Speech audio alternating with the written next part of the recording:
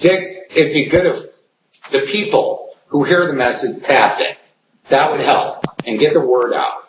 And, may these stories of all these victims touch as many people's lives as use my technologies and inventions each day. And hopefully we can enlighten others who are suffering from these similar criminals' crimes and suffering similar fates, who right now might not be aware of what's going on and are in the early stages of being victimized, like all these mortgage holders. I'm sure they're getting into court and finding the same guys who've been pulling this scam on people like Hughes or McCormick or Gisela, and they're just getting into the system, filing their first complaints with the disciplinary, hoping that the guy at the disciplinary, Reardon, doesn't handle the complaint because he handles them even against himself.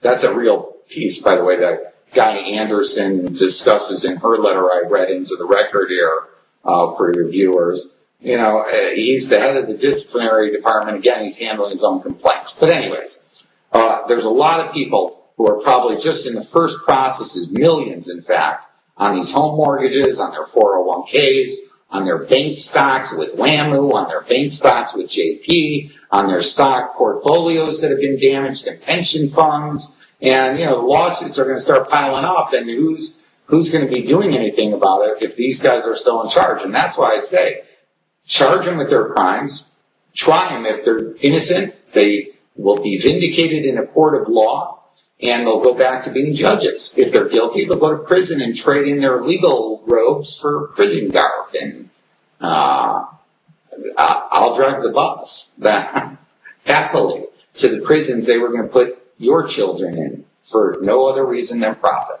So, all of those ones, get rid of. And what are we afraid of? Getting rid of some mobsters out of our justice system? That would be a futile mistake. That would be one of the most pivotal mistakes America has ever made. So, again, this is a warning. This is a warning to the children to stand up and take action. This is your country and your future, and you better get your arms around it. And if this is true, drop your Game Boys, get out in the street, and protest this shit, and demand that they bring our boys home. Those are our soldiers. And believe me, you're not gaining. Your oil price isn't going down. In fact, went up. So if we won the Iraq war, as they're touting, your oil price would be at 2 cents since we own Iraq. But I'm sure that's how it is for guys like George Bush and Dick Cheney, who, again, are running all their assets over to Dubai and the United Arab Emirates, as we've already discussed.